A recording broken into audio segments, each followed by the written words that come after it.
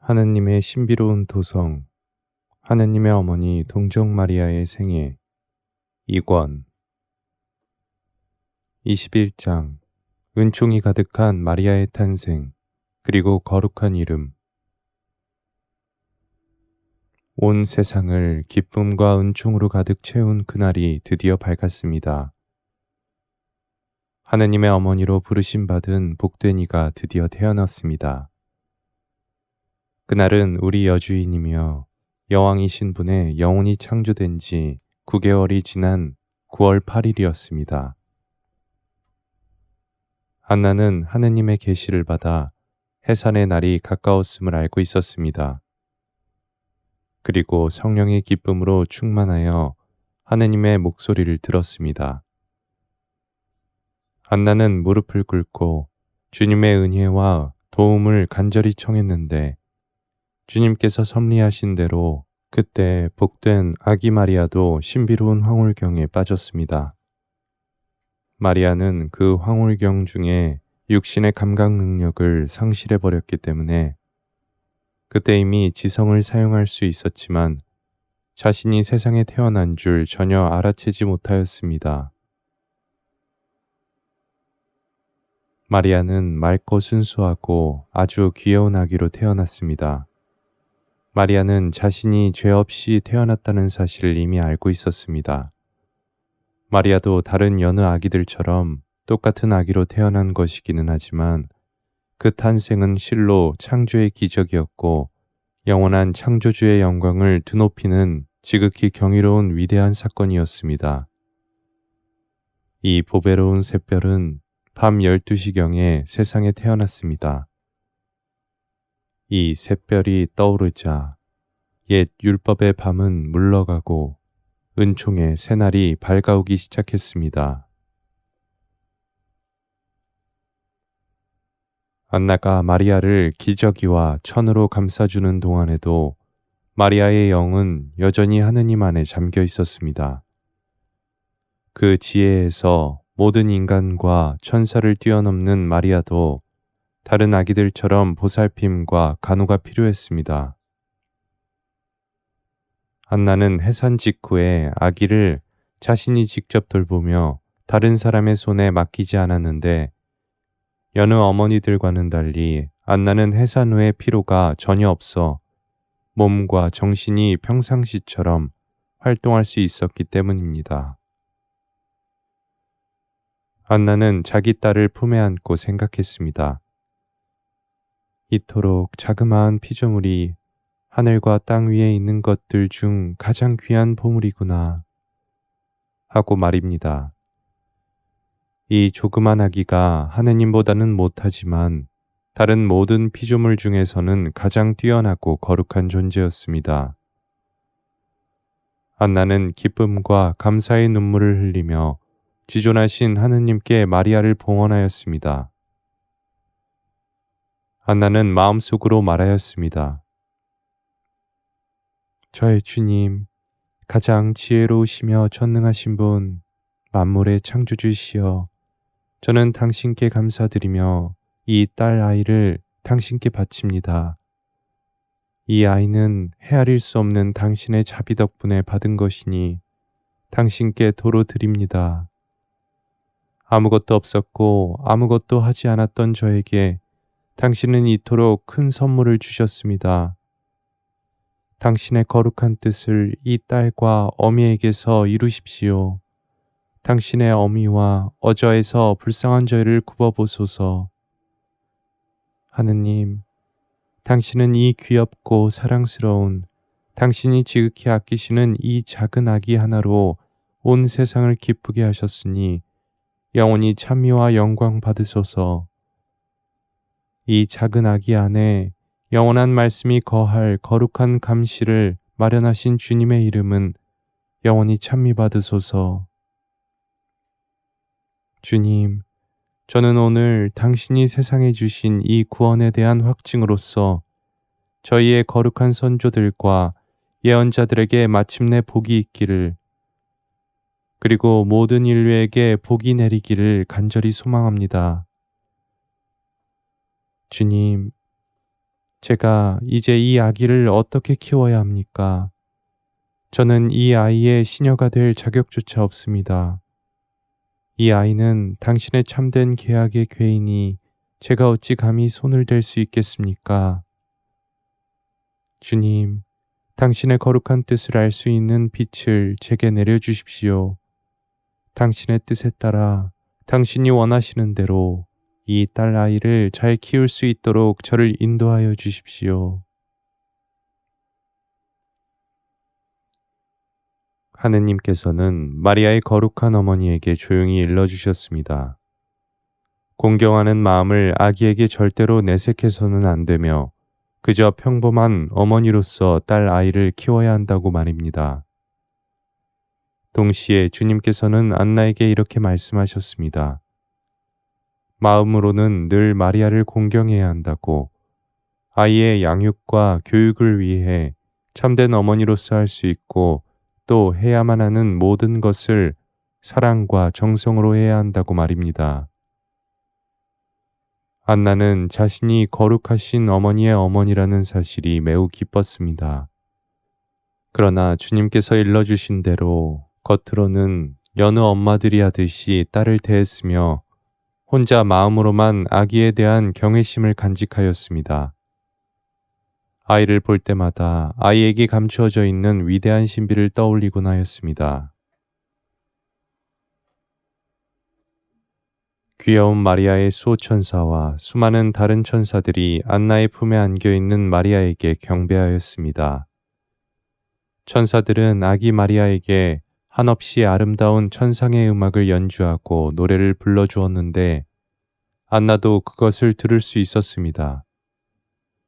마리아를 위해 특별히 임명된 1000명의 천사들이 마리아의 곁으로 다가와 여왕의 시중을 들었습니다. 마리아가 이 천사들의 무리를 감각적이고 육적인 형상으로 보고 또 그들이 갖고 있는 여러 상징들을 본 것은 이번이 처음이었습니다.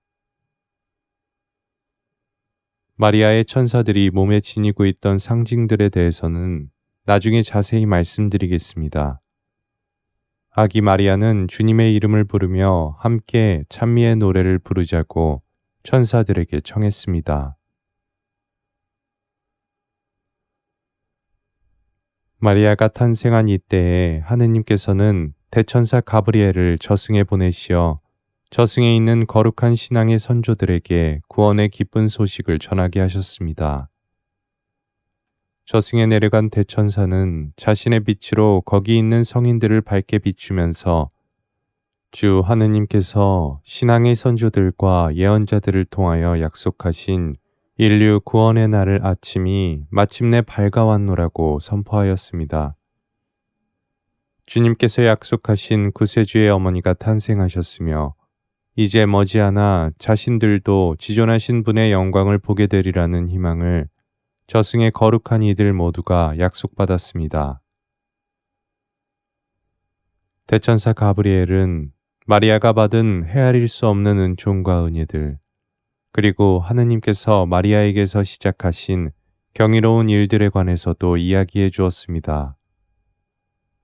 저승의 성인들은 깨달았습니다. 자신들의 오랜 기다림이 주님의 거룩한 신비의 시작으로 끝나게 되었음을 말입니다.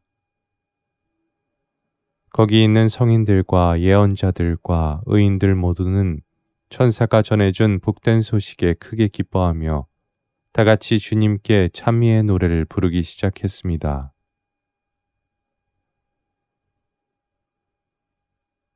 마리아는 따스한 햇살을 처음 느끼고 나서야 감각을 감지할 수 있었고 어머니와 아버지 그리고 다른 창조물의 존재를 알아차릴 수 있었습니다. 이것은 지상에서의 삶에 내디딘 마리아의 첫 걸음이었습니다. 이어서 우리 인간의 지성으로는 도저히 알아들을 수 없는 엄청난 기적을 전능하신 분께서 마리아에게 일으키십니다. 먼저 영원한 말씀의 어머니로 간택된 이의 육신과 영혼을 수많은 천사들을 시켜 하늘로 들어올리게 하였습니다. 하느님의 명령을 받은 천사들은 즉시 어머니의 품에서 아기 마리아를 받아 하늘로 모시고 올라갔습니다. 천사들은 새 계약의 방주를 가운데에 두고 기쁨과 환희의 아름다운 노래를 부르면서 성대한 행렬을 이루어 하늘로 향하였습니다. 그렇게 하여 이 계약의 궤가 잠시라도 오벳에돔의 집에 머무르는 일 없이 지극히 높으신 임금님, 왕들의 왕이신 주님, 모든 천사들의 하느님이신 분의 성전에 영원히 쉴 수 있게 하시려는 것이었습니다. 땅으로부터 하늘로 들려 올려지는 이 놀라운 기적은 마리아의 생애 두 번째 순간에 일어났던 일입니다. 어느 누가 전능하신 하느님께서 하신 이 경이로운 기적을 합당한 찬미 노래로 기릴 수 있겠습니까? 이 엄청난 기적이 일어났을 때 하늘의 영들이 얼마나 깜짝 놀랐고 얼마나 기뻐하였는지 누가 상상이나 할 수 있겠습니까? 천사들은 자신들의 여주인을 알아보았고 새로운 찬미 노래를 지어 부르며 하늘 여왕에게 천사들의 왕의 어머니가 되신 분께 경의를 표했습니다. 그리스도는 천상의 모후가 받은 모든 은총과 영광의 원인이었습니다. 하느님께서는 당신 아들의 공로와 업적이 마리아 안에서 이미 영원으로부터 선취된 것으로 하여 그 효력이 발생되도록 하셨습니다. 과연 어느 누가 이 작고 귀여운 마리아 안에 감추어진 심오한 신비를 알아보고 꿰뚫어 볼 수 있습니까? 과연 어느 누가 이때 마리아가 체험한 것이 정말 무엇인지 제대로 설명할 수 있습니까?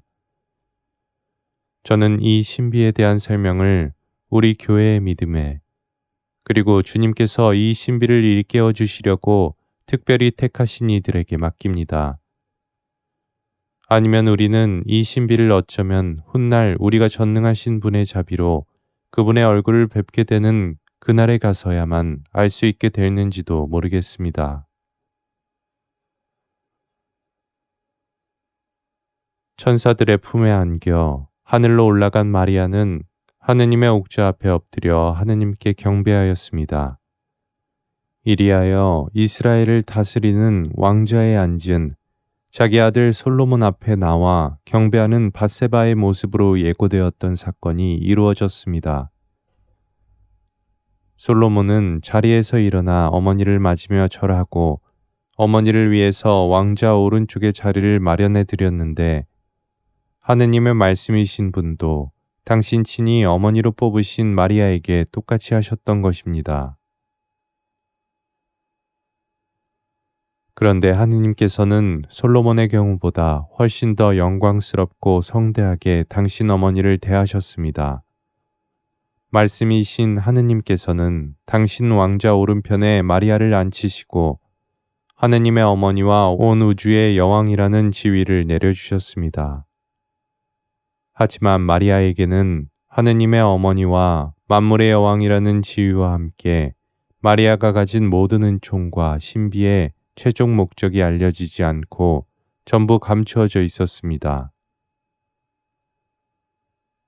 마리아는 하느님의 전능으로 이러한 은혜를 받고 이미 그 존재로부터 준비되어 있었지만 자신의 참 모습을 알지는 못했습니다.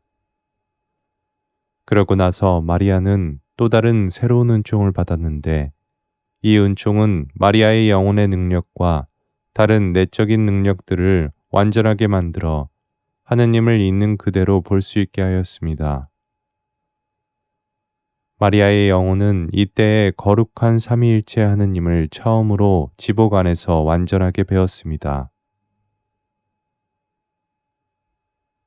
하느님을 바라봄으로 아기 마리아가 느꼈던 행복과 그때 마리아에게 계시된 신비, 그리고 마리아가 얻은 영혼의 유익에 대해서는 전대미문의 기적을 행하시는 주 하느님만이 알고 계십니다. 다만 천사들은 마리아가 하느님을 배웠을 때 어떤 신비를 계시받았는지에 대해서 조금은 알 수 있었는데 그것만으로도 천사들을 경탄에 빠뜨리기에는 충분했습니다. 마리아는 자신의 미래의 아들인 성자의 오른편에 앉아 그분의 얼굴을 가까이서 마주보며 밧세바가 그랬던 것처럼 임금님께 청을 드렸습니다. 마리아는 수넴 여자 아비삭을 곧 감히 손을 댈 수 없는 하느님의 신성을 당신 본성의 단짝이며 자매인 인성에게 내려주십사고 간청하였습니다. 즉 우리 선조들과 예언자를 통하여 모든 인류에게 약속하셨던 바를 이제 이루시라고 땅으로 내려오시고 인간이 되시어 어서 영원한 말씀의 혼례를 올리시라고 간청하였던 것입니다. 세상의 죄가 크고 영혼들이 점점 하느님을 멀리하고 있으니 수백 년 동안 애타게 기다려온 인류의 구원을 이제는 서두르셔야 한다고 임금님께 말씀드렸습니다. 지존하신 하느님께서는 마리아의 간청을 기쁘게 받아들이셨고 선조들과 예언자들에게 약속하신 대로 세상을 구원하기 위해 곧 사람이 될 것이라고 응답해 주셨습니다.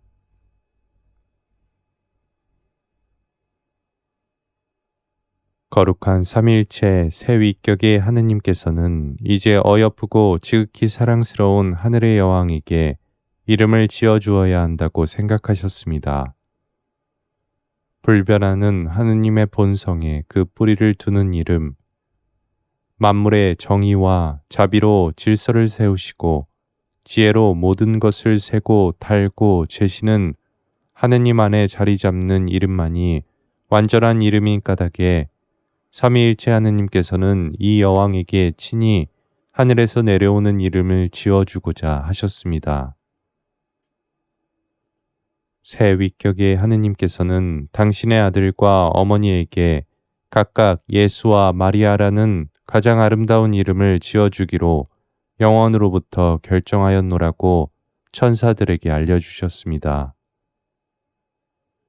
이 모든 것을 당신은 아들과 어머니를 위해 창조하셨을 뿐 아니라 아들과 어머니를 섬기도록 정해두신 까닭에 아들과 어머니는 저 옛날 세상이 창조될 때에 당신과 함께 있었다고, 이 두 이름에서 당신은 영원한 기쁨을 얻는다고 하셨습니다.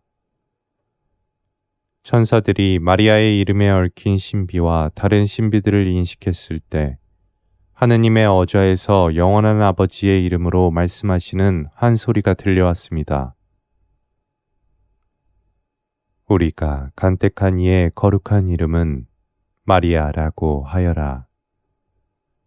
겸허한 마음으로 그녀의 이름을 부르는 이는 모두 차고 넘치는 은총을 받으리라.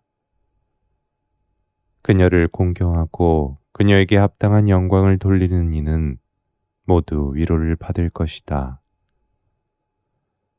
이 이름은 힘없는 이를 일으켜 세우는 이름, 가난한 이를 부유하게 하는 보화, 영원한 생명으로 인도하는 길이며 빛이다.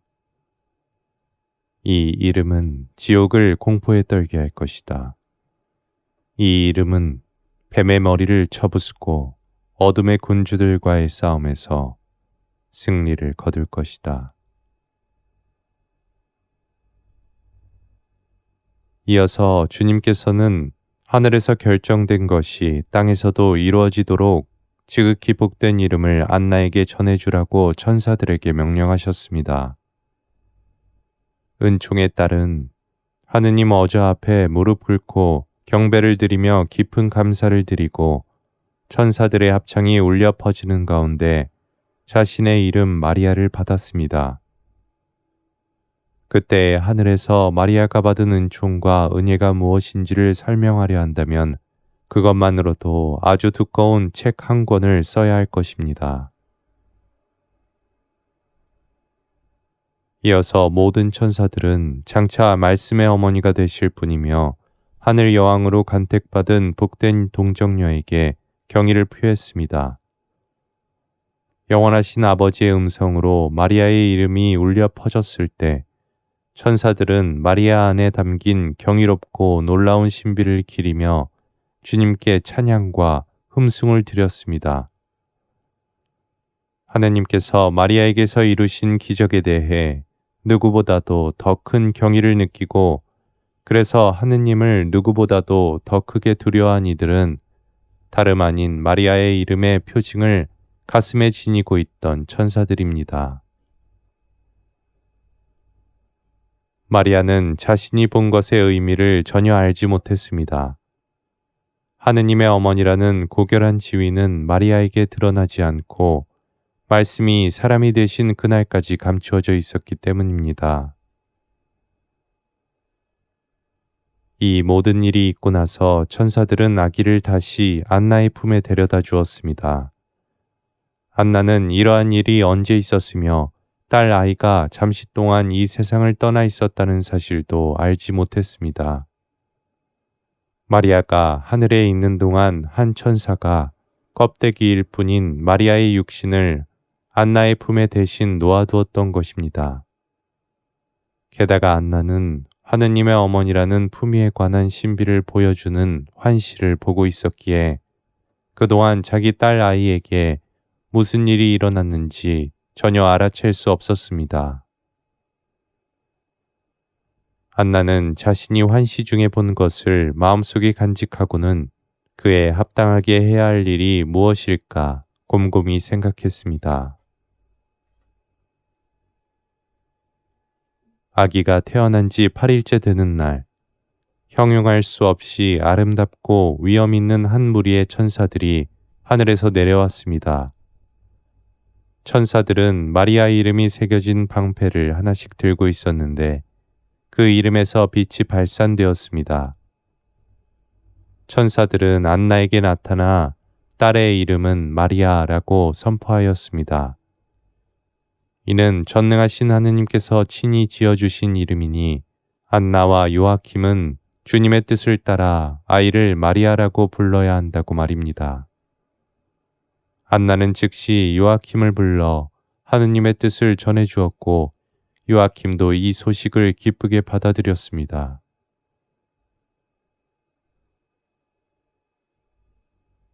거룩한 부부는 사제 한 명과 친척들을 부르기로 마음먹었습니다.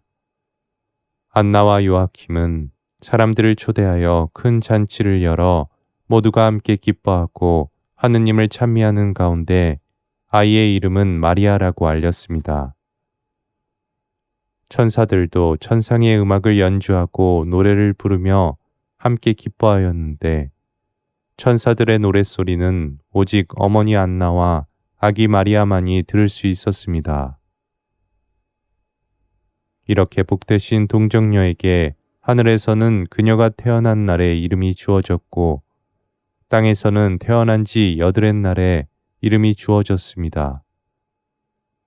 그런 다음 율법이 정한 대로 아이의 이름을 등록하기 위해 안나는 아기의 마리아를 안고 성전으로 올라갔습니다. 이는 세상이 지금껏 보지 못했고 어떤 위대한 성인에게서도 찾아볼 수 없는 새로운 탄생이었습니다. 마리아의 탄생은 순수한 인간의 본성에 있을 수 있는 가장 복된 탄생이었습니다. 마리아는 모든 죄로부터 깨끗할 뿐만 아니라 가장 높은 세라핀 천사들보다도 높고 거룩한 존재이기 때문입니다. 사람들은 모세가 태어났을 때 아기가 잘생기고 사랑스럽기에 칭찬을 아끼지 않았습니다. 하지만 이는 그저 외적인 매력이요 시들어버리는 아름다움이었을 뿐입니다. 그런데 작고 여리지만 천사보다도 더 큰 존재인 하늘의 여왕인 아기 마리아는 귀엽고 사랑스러울 뿐만 아니라 영혼까지도 티없이 맑고 순수하여 내적인 아름다움까지 갖추고 있었습니다. 마리아는 참으로 사랑스러운 아기였습니다. 왜냐하면 마리아는 모든 은총을 한 몸에 받아 지극히 아름다웠고 아무리 작은 선이라도 마리아가 가지지 않은 것은 없었기 때문입니다. 아이를 낳지 못하는 어머니에게서 아들 이사학이 태어났을 때 아브라함의 집안에는 기쁨과 웃음이 가득했습니다. 하지만 이사학의 탄생에 담긴 비밀은 사실 마리아의 탄생을, 이사학의 탄생으로 인한 기쁨과 행복은 마리아 탄생의 기쁨과 행복을 예시하고 있었습니다. 이삭의 탄생은 아브라함에게 기적이었지만 이는 마리아 탄생의 예언에 불과했던 것입니다. 그래서 마리아가 태어났을 때는 하늘과 땅도 기뻐 뛰놀았습니다. 이 귀여운 아기는 악한 천사들이 한때 하늘에서 앉았던 자리를 차지할 것입니다. 이 아기는 병든 세상을 치유할 것입니다. 아들 노아의 탄생으로 아버지 라멕은 비로소 위로를 받았습니다. 사실 그의 아들은 죄악으로 잃어버린 축복을 인간에게 되찾아 주려고 그리고 방주로서 인류를 존속시키는 대가로 하느님께 저당 잡힌 담보물이었기 때문입니다. 노아의 탄생도 인간이 누릴 지복의 권리를 되찾아 줄 분이신 예수의 탄생에 대한 또 하나의 예언으로 볼 수 있습니다. 그래서 마리아야말로 참되고 지극히 신비로운 구원의 방주이며 예수 그리스도는 두 번째의 노아, 하늘에서 내려온 노아, 즉 본래의 참된 노아입니다. 이 새로운 노아는 자신이 타고 있는 신비로운 방주로 온 땅의 주민들에게 주님의 축복을 전해줄 것입니다. 오 지극히 영화로운 탄생이여, 주님의 은총이 가득한 아기여, 너는 지나간 모든 세대를 통틀어 삼위일체이신 하느님의 사랑을 홀로 한 몸에 받고 있단다. 너로 인해 천사들이 기뻐 용약하고 악인들은 두려워 떨며 의인들은 환호한다. 저승의 성인들이 너로 인해 마침내 위로를 받게 되었단다. 너는 세상이라는 거친 껍데기로 둘러싸인 가장 값진 진주. 너는 이제 태양 아래로 나오게 되었구나. 너 거룩한 아기여, 하늘에 계신 저 왕 중의 왕이신 분이 홀로 너의 아름다움을 알고 계시니 너의 존귀함은 인간의 눈에는 가려져 있단다. 아기여, 너보다 뛰어나신 분은 오직 하느님뿐. 너는 천사들까지도 포함한 모든 피조물 위에 가장 빼어난 존재란다. 모든 민족과 모든 세대가 이제 천상모우를 알게 되리니 그들은 여왕의 은혜와 은총을 찬미하고 기릴 것이다. 너의 탄생으로 이 땅을 뒤덮고 있던 어둠은 사라졌고 빛이 찾아왔구나. 인간의 첫 번째 죄로 인해 더러워진 세상을 다시 정화하실 구세주의 어머니가 태어나셨으니 온 인류는 이제 크게 기뻐하리라.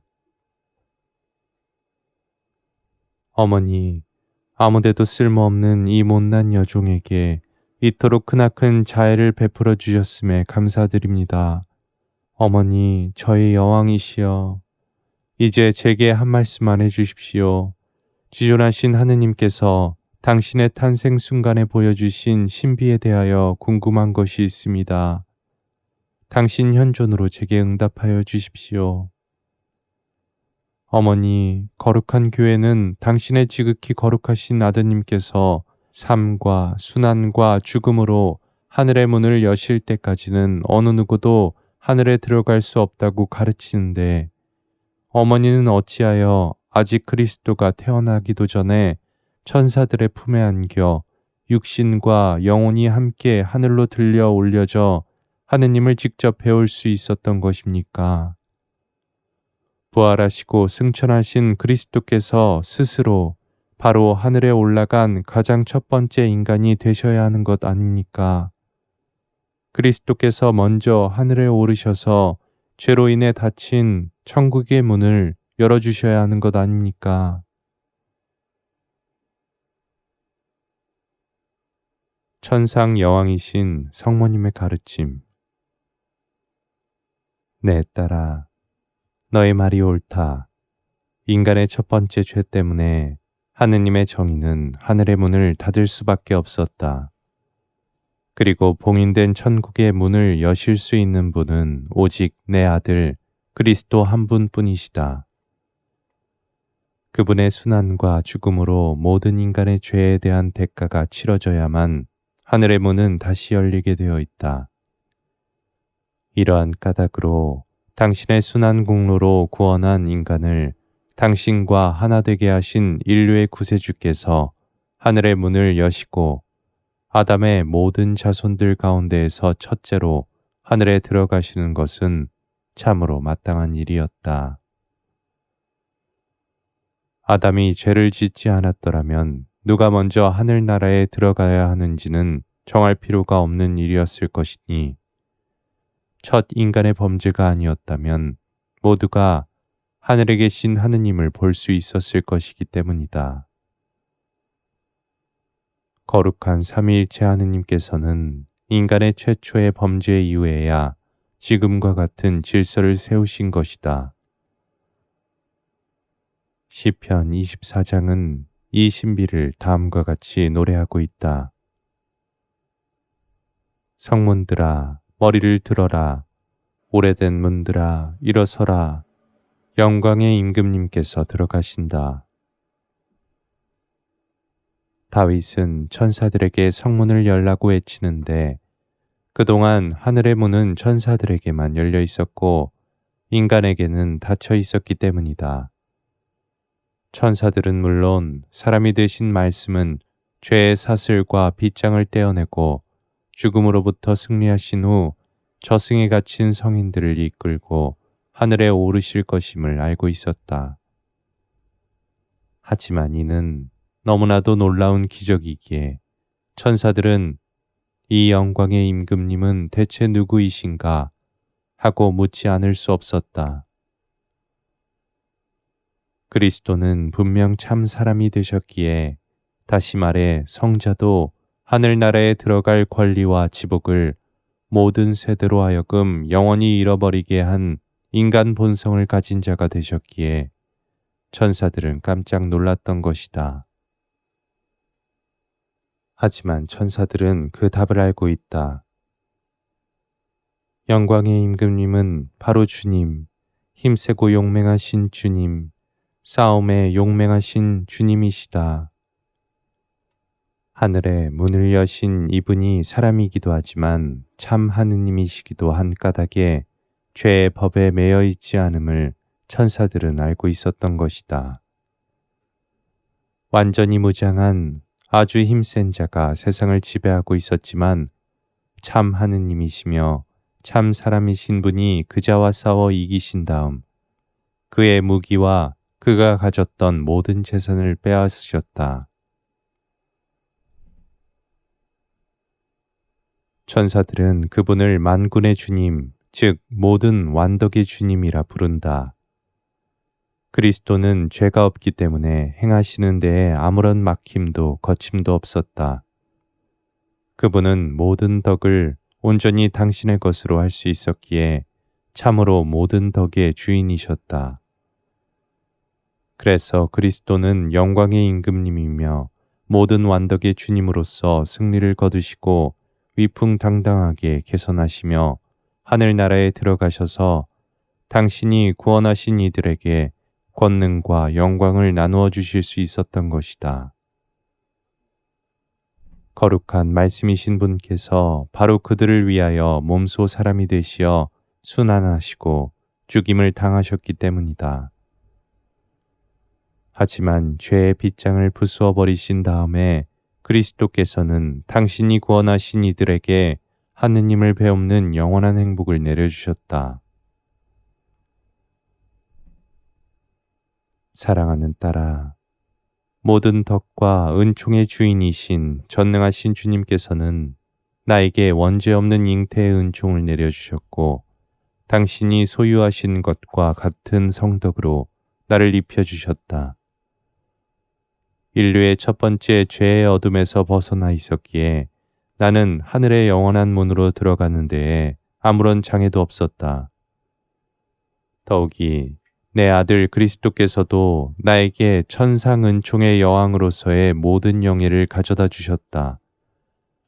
하느님께서는 나를 당신의 어머니로 간택하셨을 때에 이미 나를 티 없이 맑고 모든 선과 은총으로 충만한 존재로 당신을 꼭 닮은 모습으로 만들겠다고 작정하고 계셨다.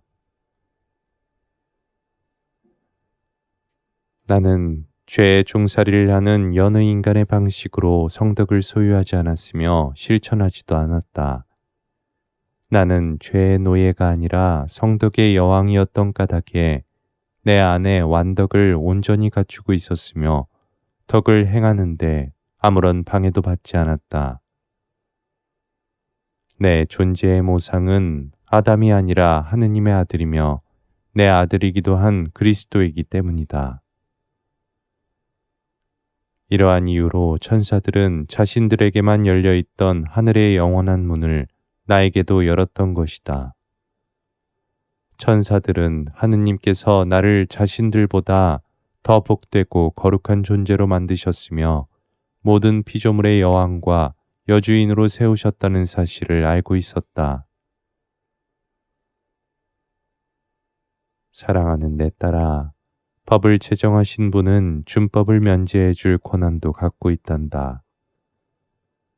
크세르크세스 임금이 에스테르 왕비에게 그리하였던 것처럼 지존하신 하느님께서는 나에게 당신 자의 왕호를 내미셨고 나는 만물의 질서와 법을 제정하신 분의 어머니이자 은총의 셈이 되어 죄의 법의 영향을 받지 않게 되었다. 물론 나는 한낱 피조물인 까닭에 그러한 무한한 은총을 받기에 합당하지 않았다. 그러나 전능하신 분은 당신 여종의 비천함을 굽어보시고 나에게 당신의 선과 자비와 자유의지로 큰 일을 행하셨던 것이다. 내 영혼이 어찌 이토록 큰 기적을 행하신 하느님을 영원히 찬송하지 않을 수 있겠느냐.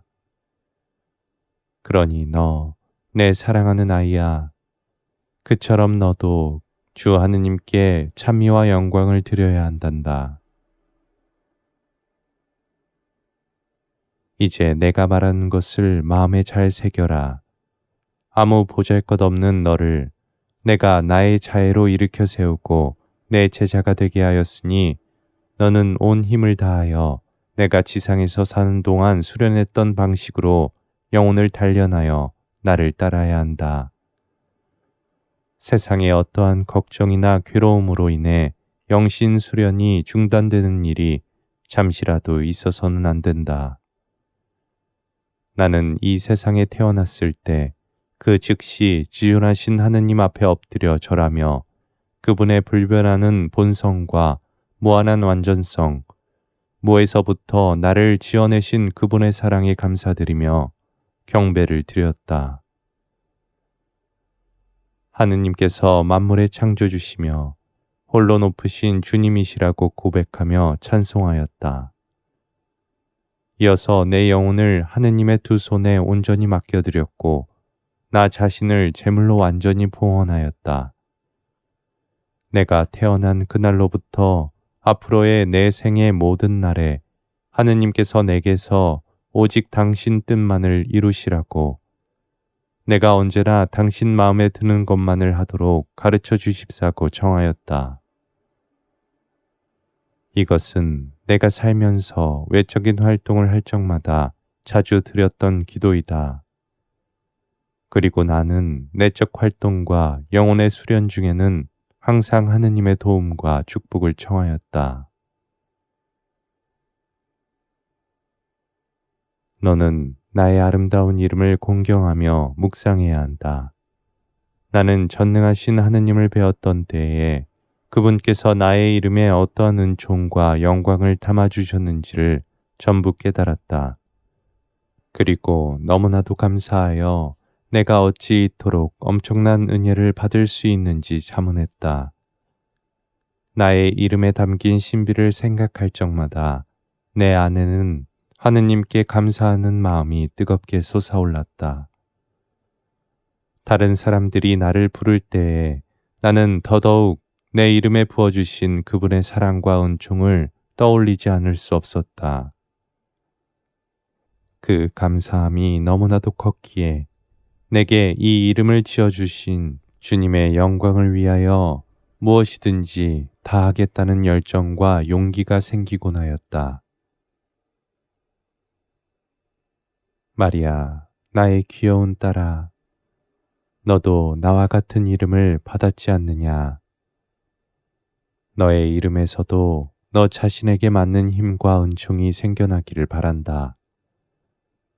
오늘 이날부터 너는 내 삶의 본보기를 따라 영혼의 수련을 다시 시작하여라. 나를 따르는 영신 수련을 너는 어떠한 이유로도 중단할 수 없고 미루어서도 안 된다.